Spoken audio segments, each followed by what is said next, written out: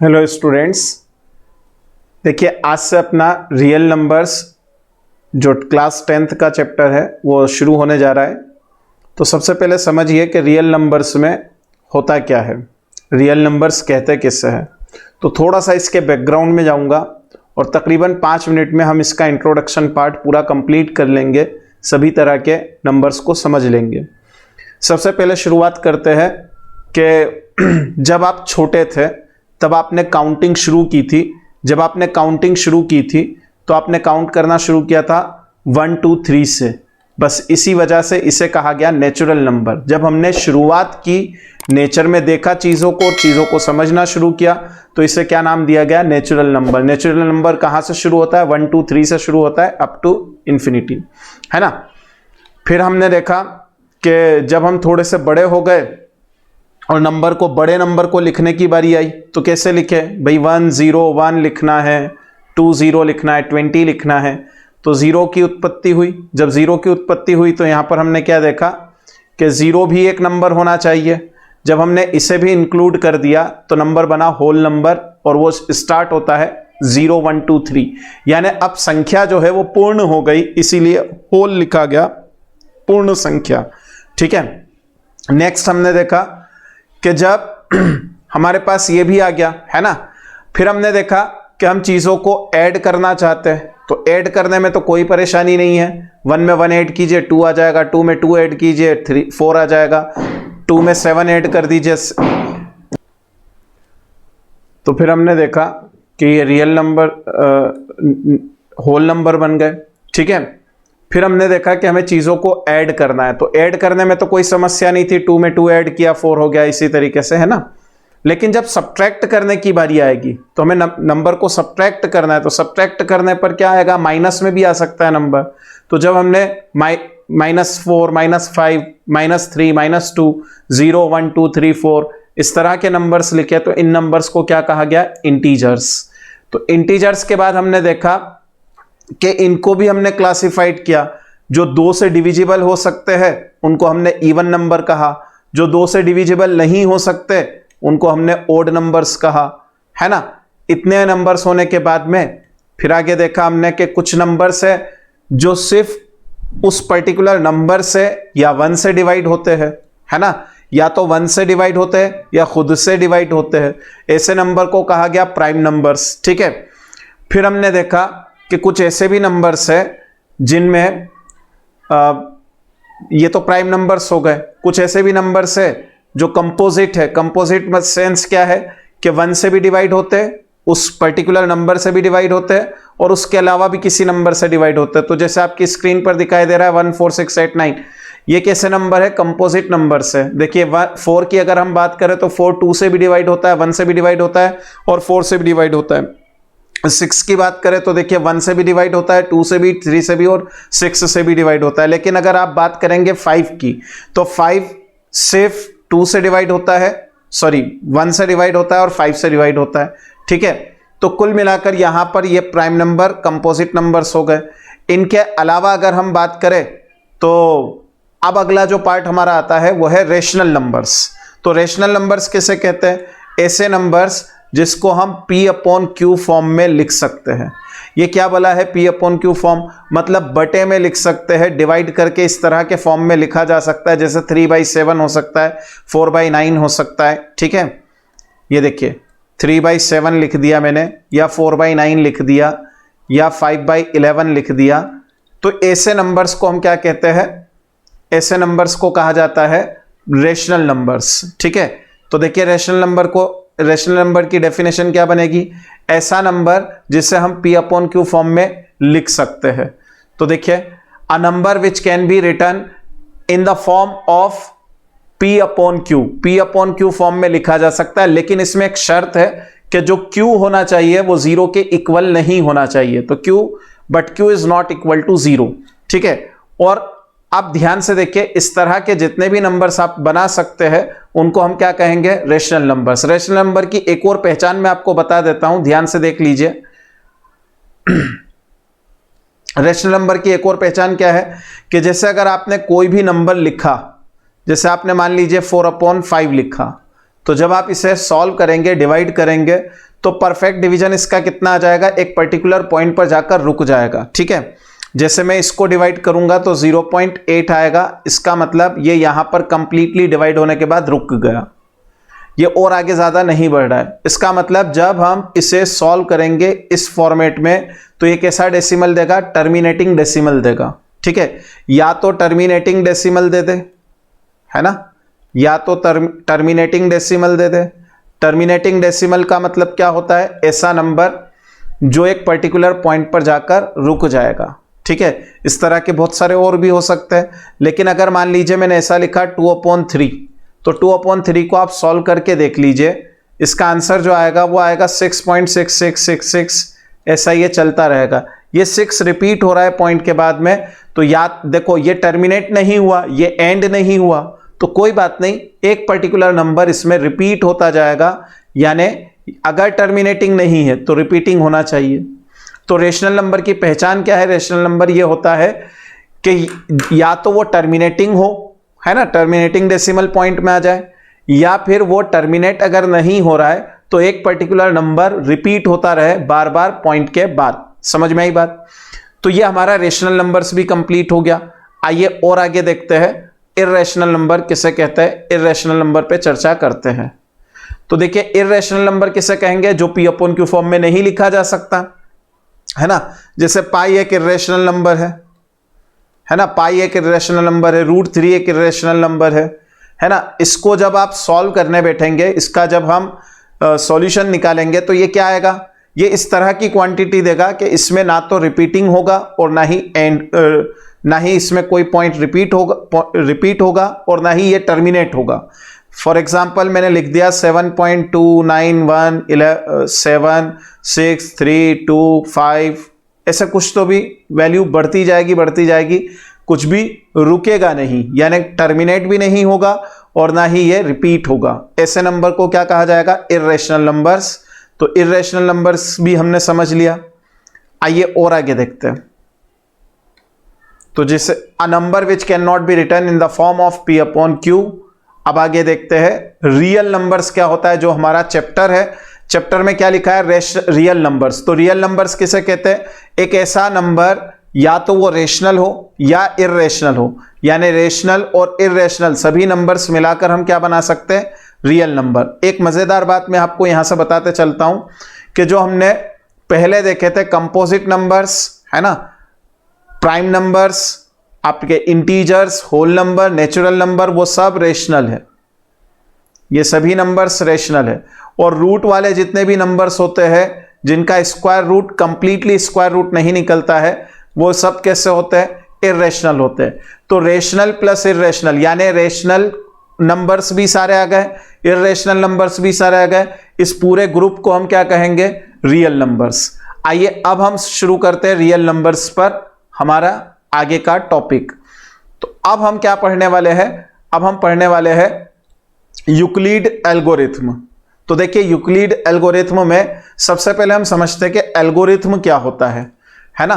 तो एल्गोरिथम में बिल्कुल सिंपल भाषा में अगर बात करूं तो छोड़ दीजिए कि हम अभी फिलहाल मैथ्स पढ़ रहे हैं, हम आपको ऐसे ही कुछ भी बातें करते रहेंगे और धीरे धीरे मैथ्स पढ़ते रहेंगे। ठीक है, तो ध्यान से देखिए, समझने की कोशिश कीजिए। मान लीजिए आपको चाय बनाना है, ठीक है, तो चाय बनाने की कुछ स्टेप्स होती है, कुछ प्रोसीजर होती है, उसको फॉलो करते करते करते करते जब आप शुरू करते हैं तो लास्टली आपको क्या मिल जाती है, चाय मिल जाती है। इसका मतलब चाय बनाने की जो स्टेप्स है, उन स्टेप्स को फॉलो करना एक पर्टिकुलर प्रॉब्लम को सॉल्व करने के लिए, वो कहलाती है एल्गोरिथम।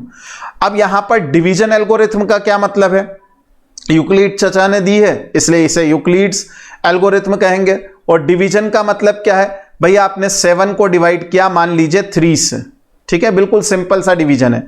तो हम क्या करते हैं, इस 3 का उतना मल्टीपल लेते हैं जो या तो 7 से छोटा हो या 7 के बराबर हो। तो 3 की टेबल में 7 तो आता नहीं है ना। 3 की टेबल आप पढ़ेंगे कब तक पढ़ेंगे, जब तक 7 से छोटा नंबर या 7 के बराबर कोई नंबर ना आ जाए। ठीक है, मान लीजिए आपने 3 2 6 लिखा तो 6 लिखा तो 1 आया। ठीक है, अब अगर ऐसा करते हैं तो देखो 3 को क्या कहा जाता है, 3 है डिवाइजर, ये वो नंबर है जो डिवाइड करेगा, डिवाइजर।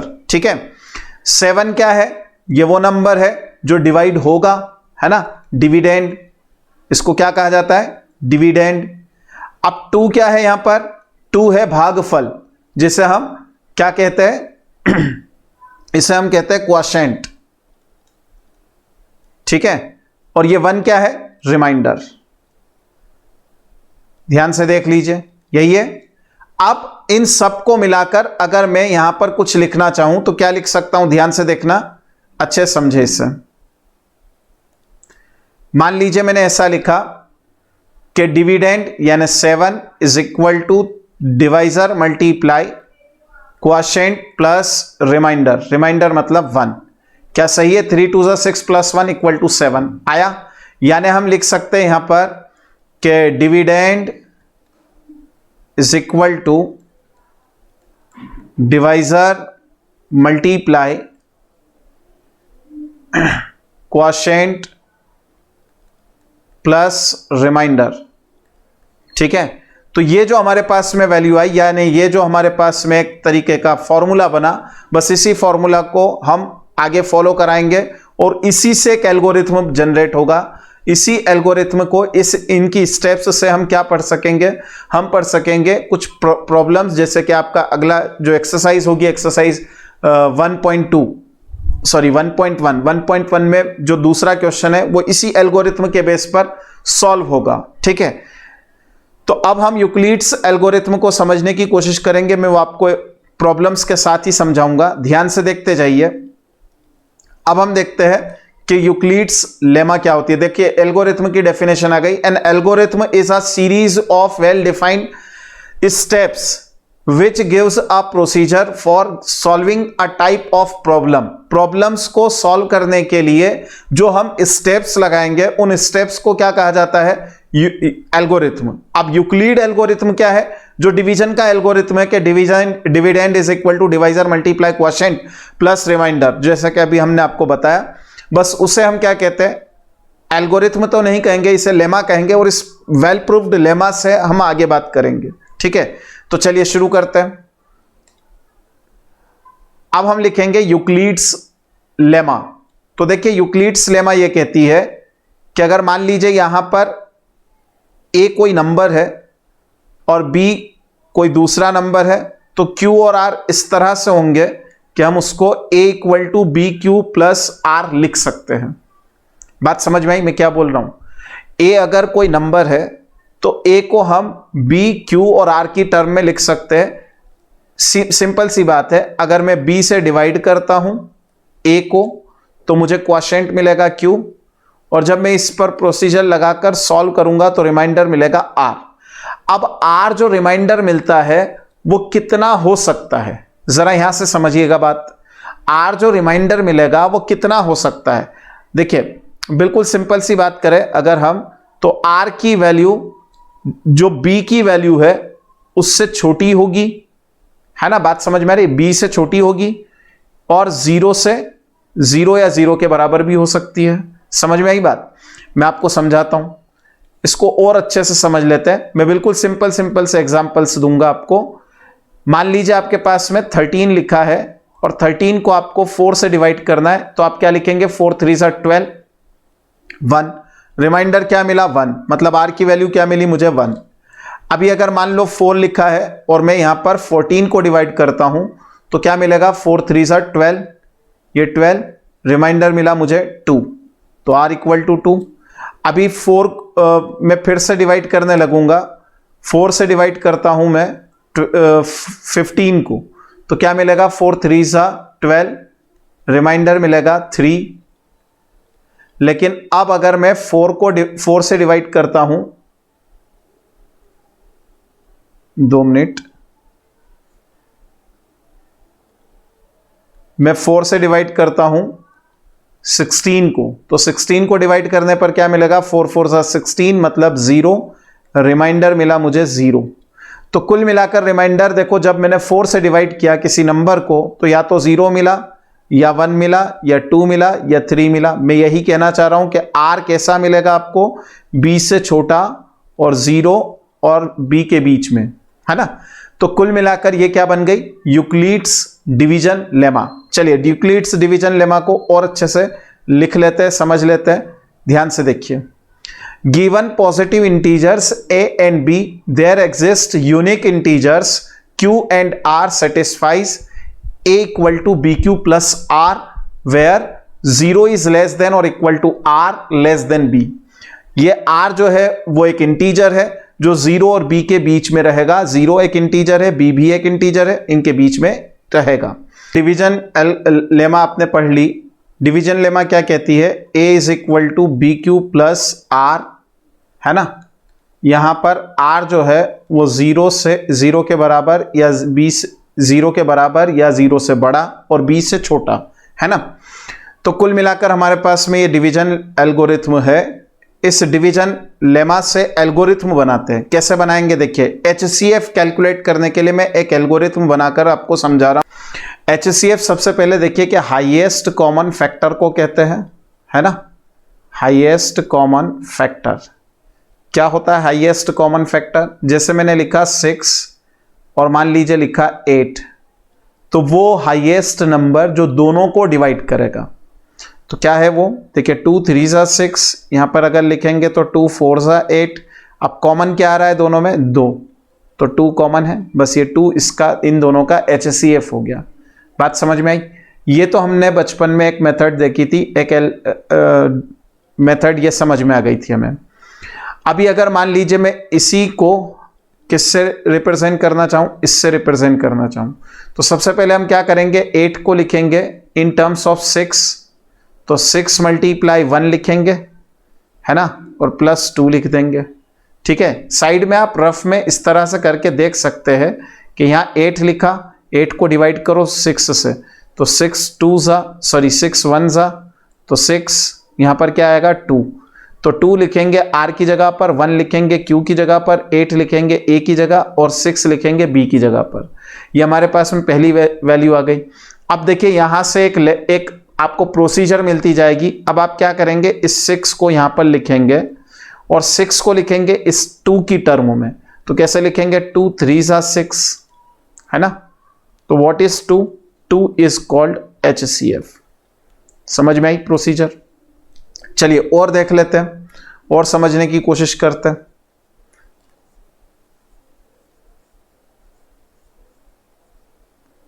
मान लीजिए अगला क्वेश्चन है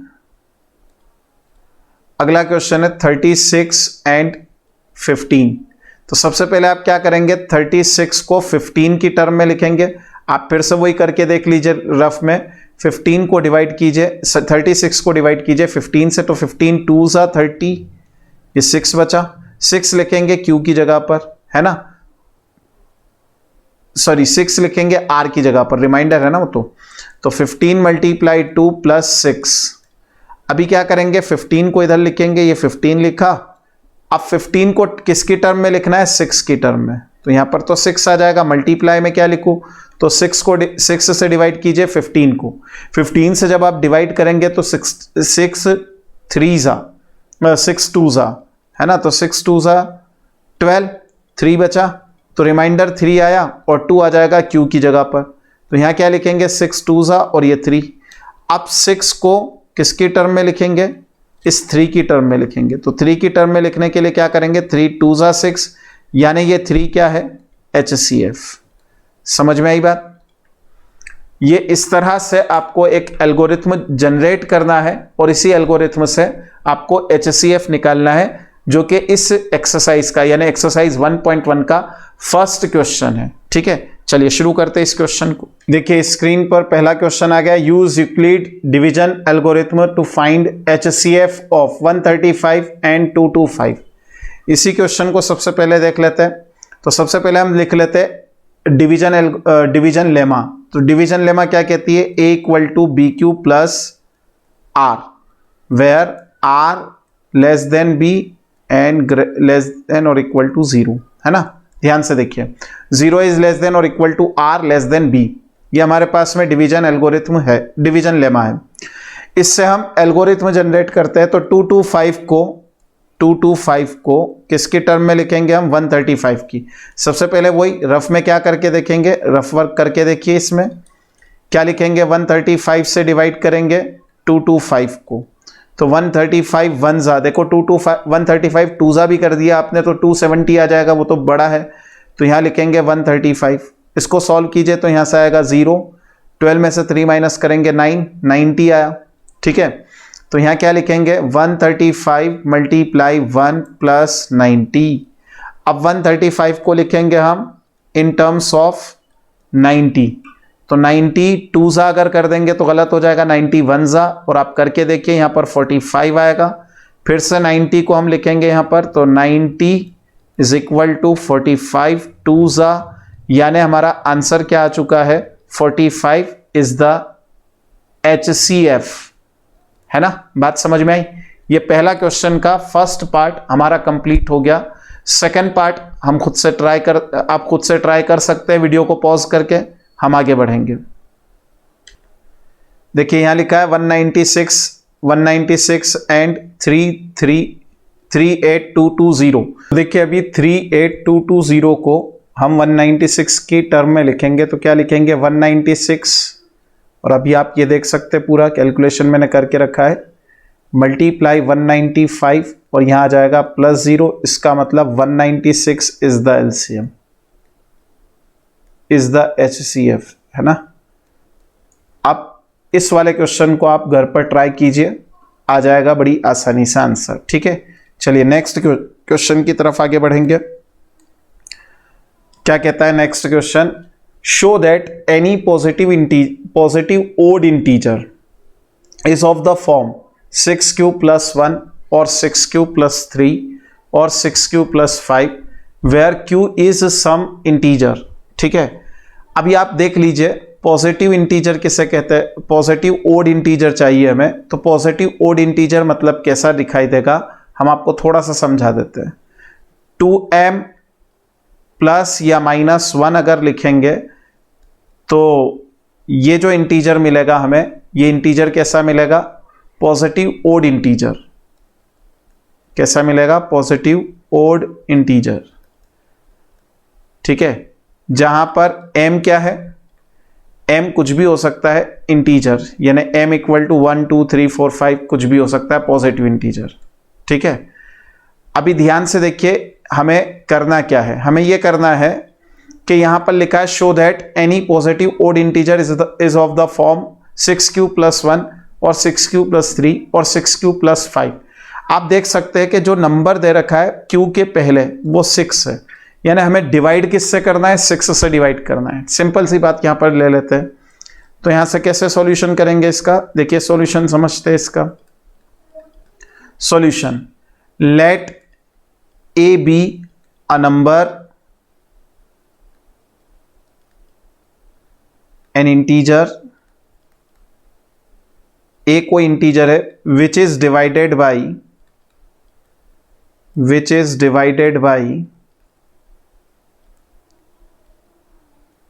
6 से डिवाइड करना है हमें a को, तो a को हम क्या लिखेंगे, अकॉर्डिंग टू यूक्लिड लेमा।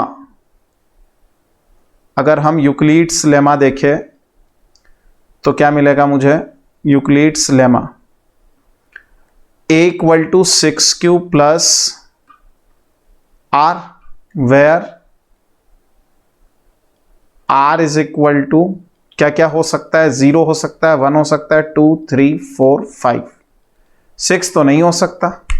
ठीक है, अब ये हमारे पास में एक इक्वेशन आ गई है, करना कुछ नहीं, बहुत सिंपल सा काम करना है। r की जगह 0 डालिए, तो r की जगह 0 लिखेंगे तो a = 6q, है ना, प्लस r की जगह तो 0, r = 0 लिखा है मैंने यहां पर। तो देखिए ये क्या बन जाएगा, a = 2 × 3q, है ना। अभी देखो 3q अगर कोई इंटीजर है और उसका मल्टीप्लाई 2 में हो जाए तो इवन आएगा ओड आएगा, इवन आएगा, ये तो हमारे काम का नहीं बचा। चलिए put r = 1 in equation 1। Equation 1 में r की जगह पर अब हम क्या सब्स्टिट्यूट करेंगे, हम सब्स्टिट्यूट करेंगे 1, तो a = कितना आ जाएगा, a = 6q + 1 क्या हम इसे इस फॉर्मेट में लिख सकते हैं? देखिए 2 मल्टीप्लाई 3q प्लस 1, इसे और क्या लिखा जा सकता है? देखिए ध्यान दीजिए, हम यहां पर आपको समझा रहे, ध्यान से देखिए, ये 3q क्या है, m की जगह पर आ जाएगा 2m plus 1। Here m is equal to क्या ले लिया हमने? m इज इक्वल टू ले लिया 3q, ठीक है। देखो 3 क्या है? इंटीजर है, ठीक है ना। 3 क्या है? यहां पर इंटीजर है। q क्या है? इंटीजर है। तो दो इंटीजर का मल्टीप्लाई क्या मिलेगा मुझे? इंटीजर। इसका मतलब 3q क्या देगा? इंटीजर। तो मैंने वो इंटीजर क्या कंसीडर कर लिया? वो इंटीजर मैंने कंसीडर कर लिया m, ठीक है। और इस 3q की जगह पर, इस 3q की जगह पर मैंने m यहां पर सब्सटीट्यूट किया, तो वैल्यू आई 2m प्लस 1। अब ये बताइए कि ये ओड है या इवन? ये तो ओड है। तो पहला नंबर हमारा क्या आया? पहला नंबर आया 2m प्लस 1 जो कि ओड है, ठीक है। और आगे देखते हैं और समझने की कोशिश करते हैं। देखिए पहले r इक्वल टू 0 लिखा था हमने, अभी r इक्वल टू 1 लिखा। अब देखिए यहां पर हमने 0 सब्सटीट्यूट करके देख लिया, 1 सब्सटीट्यूट करके देख लिया।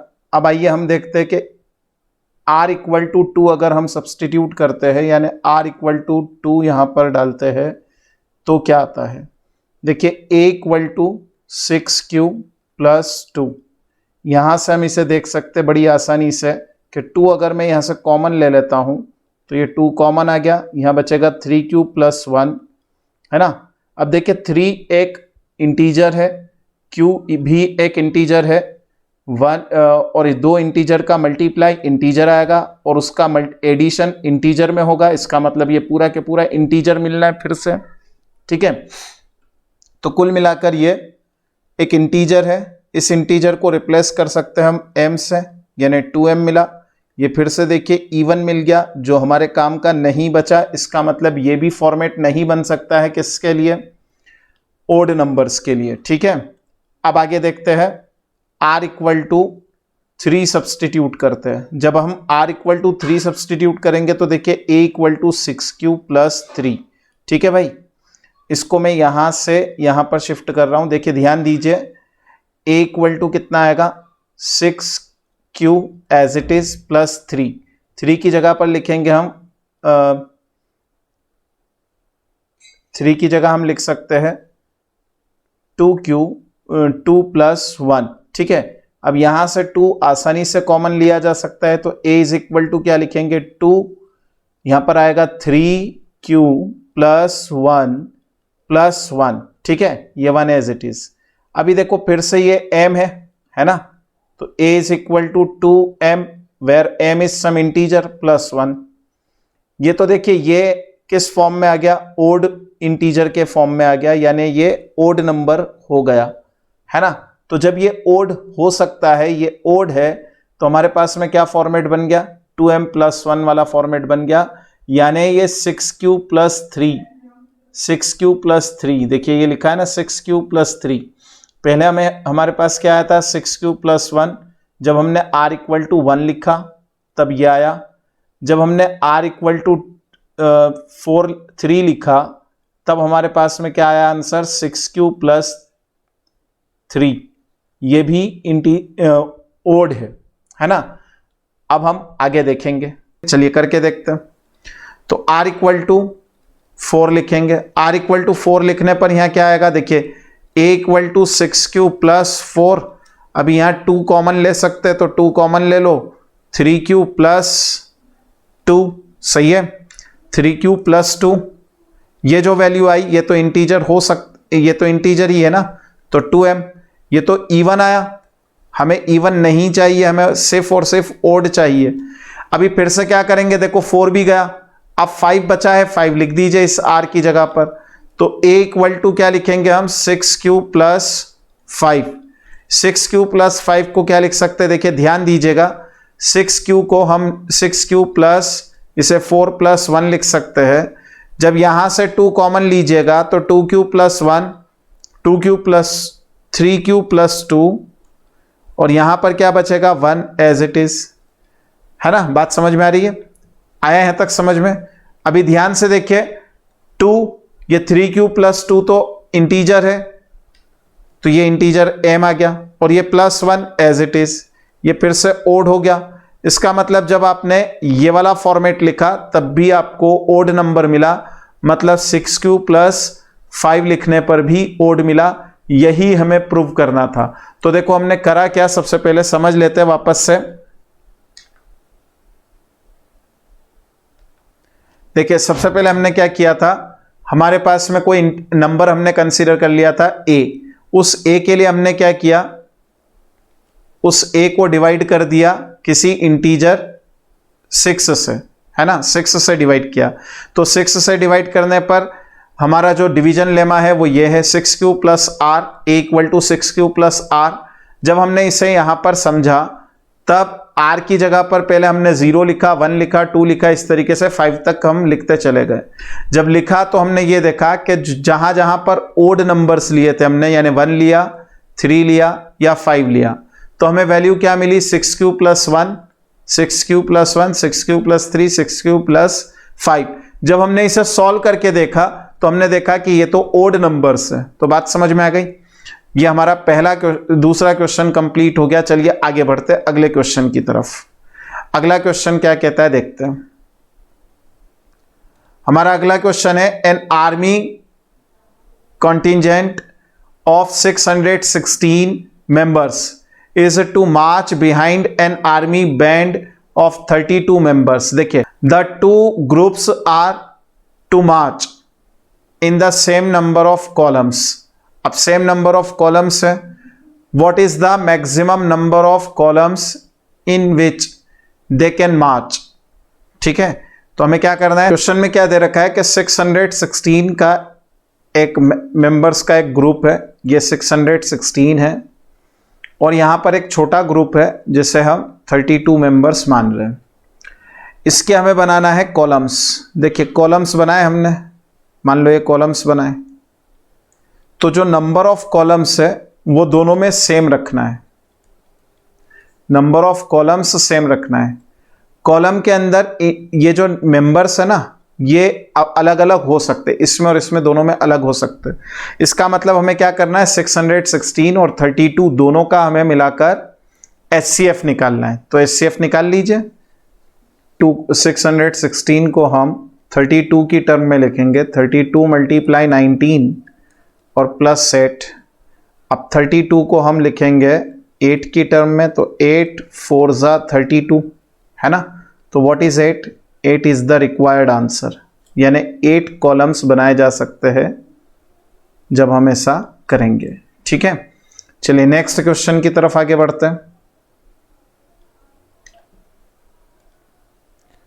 क्या कहता है next question, use Euclid's division lemma to show that the square of any positive integer is either of the form of 3m or 3m + 1 for some integer m, है ना।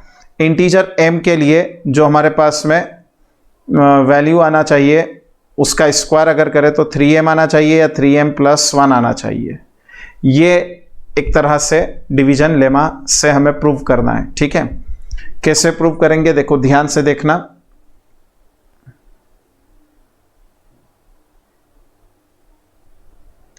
चलिए हम क्या देखते हैं, let A be a number written as a = 3q + r, where r is equal to 0, 1 and 2।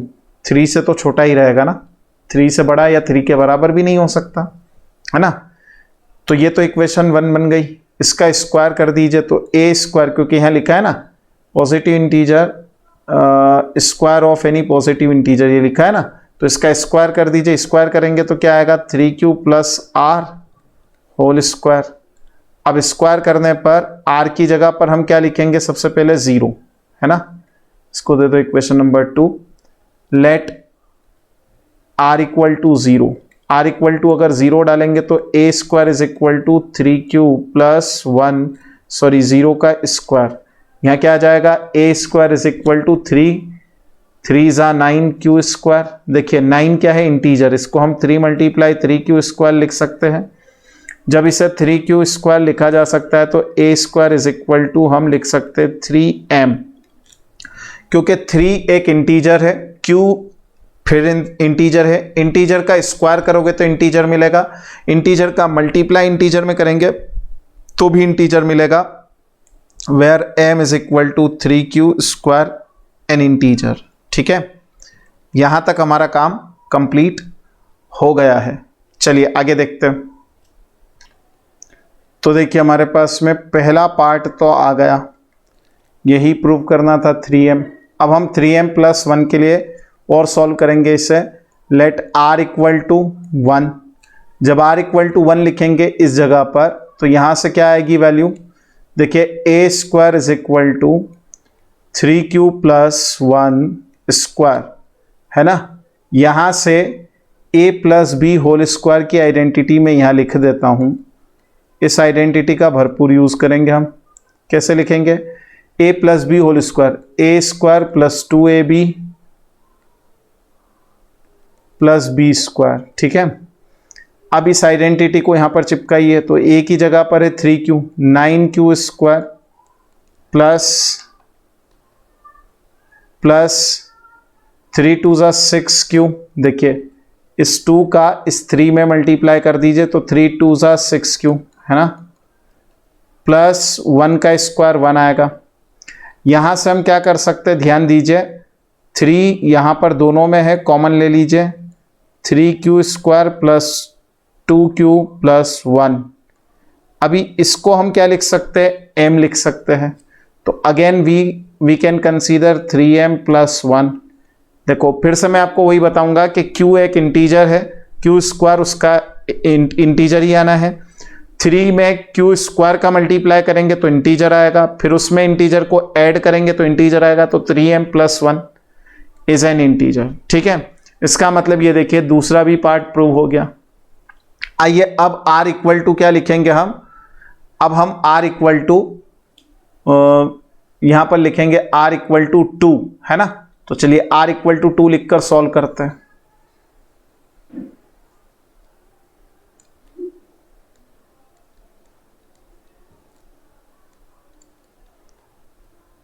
देखिए r equal to 2 लिखने पर यहां पर आएगा a square is equal to 3q plus 2 का स्क्वायर।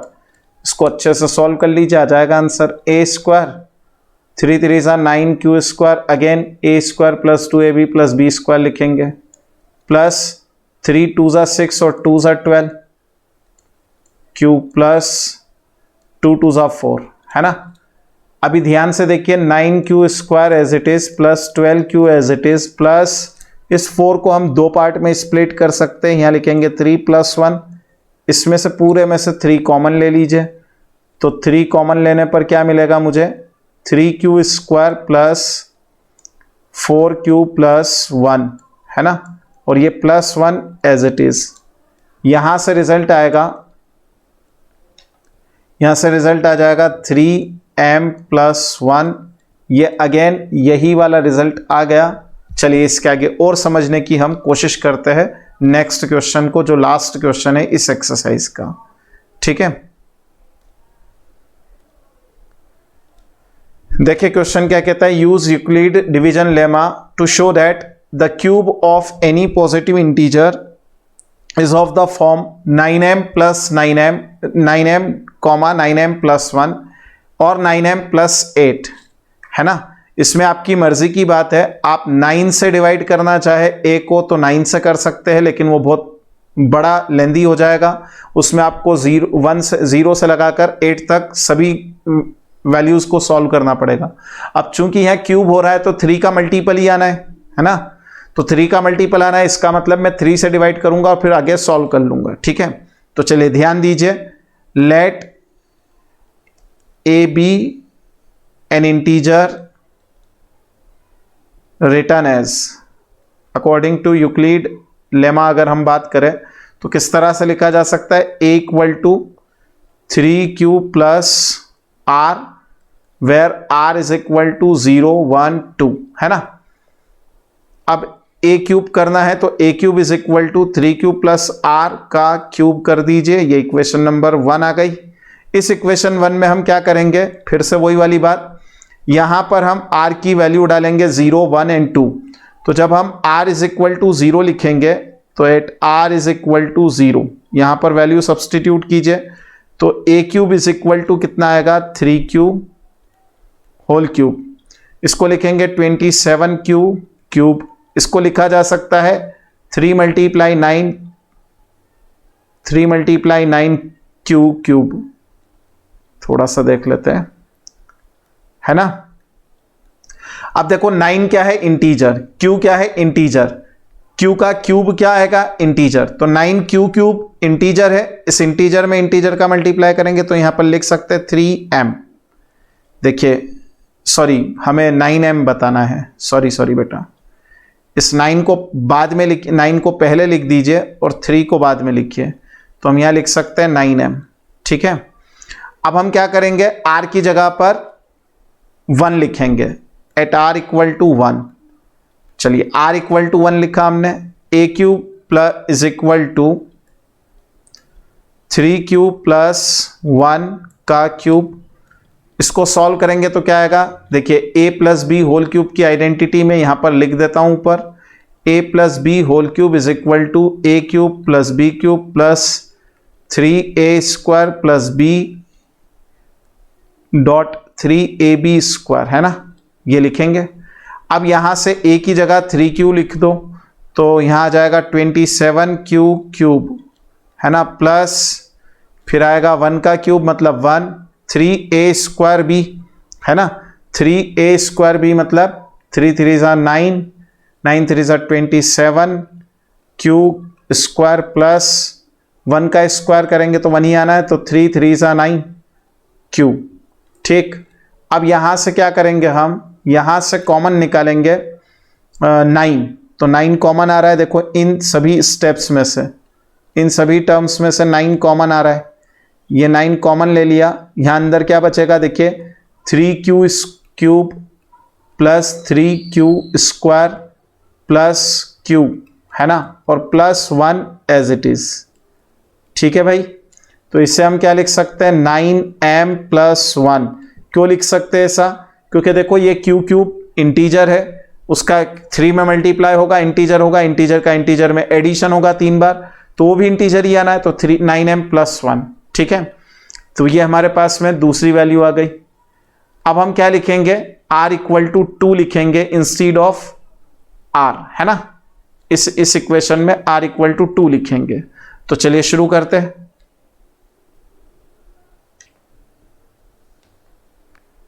देखिए r इक्वल टू 2 लिखते हैं, है ना।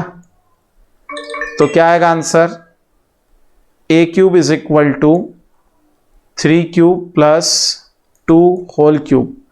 इसे जब सॉल्व कीजिएगा तो 3 3 जा 9, 9 3 जा 27 क्यू स्क्वायर प्लस 3 3 जा 27 2 जा 54 क्यू स्क्वायर प्लस 2 2 जा 4 4 9 जा 36 क्यू प्लस 8। अब यहां से आपको सिंपली 9 कॉमन लेना है। जब आप 9 कॉमन ले लेंगे तो 9 3q square plus 6q square plus 4q plus 8। अब हम इसे क्या लिख सकते हैं, 9m प्लस 8। ठीक है। तो ये हमारी एक्सरसाइज तो कंप्लीट हो गई। अब 2 मिनट रुककर मैं आपको इसका मीनिंग भी समझा देता हूं कि हमने ये आखिर देखा क्या है। इस क्वेश्चन का मीनिंग समझते हैं। देखिए ध्यान दीजिए, समझना इससे। यहां लिखा है 9m प्लस 1 9m प्लस 8। आप कोई भी नंबर लीजिए, जैसे मैंने लिया 3 का क्यूब करेंगे तो क्या मिलेगा 27। इसे हम लिख सकते हैं 9 मल्टीप्लाई 3, मतलब पहले वाले फॉर्मेट जैसा हो गया ये। कोई दूसरा नंबर ले लीजिए, जैसे 4 ले लिया तो 4 का क्यूब करेंगे तो 4 4 जा 16, 16 4 जा 64, है ना। तो 64 को हम अगर इस टर्म में लिखे तो क्या लिखेंगे, 9 7 जा 36, सॉरी 63 प्लस 1। तो देखिए ये आ गया हमारे पास में 64, है ना। कुछ और ले लीजिए, मान लीजिए हमने 5 ले लिया, 5 का क्यूब लिख दीजिए, तो 5 5 जा 25, 25 5 जा 125, 125 को अगर मैं इस टर्म में लिखना चाहूं तो 9 से डिवाइड कीजिए 125 को। देखो बहुत सिंपल सा काम कर रहे हैं, 9 से डिवाइड कीजिए, 9 1 जा 9, यहां पर 3 बचेगा, 35 है ना, 27, इसको सब्ट्रैक्ट कीजिए तो 15 में से 7 माइनस कीजिएगा आप तो 8 आएगा। तो देखिए यहां पर कितना आया, 9 मल्टीप्लाई 13 प्लस 8। अब आप देख सकते हैं कि जितने भी आपको क्यूब मिल रहे हैं वो या तो 3m फॉर्म के है, या 3m प्लस 1 फॉर्म के है, या 3m प्लस 8 फॉर्म के है। ये है इस क्वेश्चन का मीनिंग। ठीक है, तो उम्मीद करता हूं आपको ये वीडियो लेक्चर पसंद आया होगा, आप कुछ नया सीखे होंगे इस वीडियो लेक्चर से। अगर ऐसा है तो चैनल पर नए हैं तो सब्सक्राइब ज़रूर कर लीजिए। Thank you for watching my video.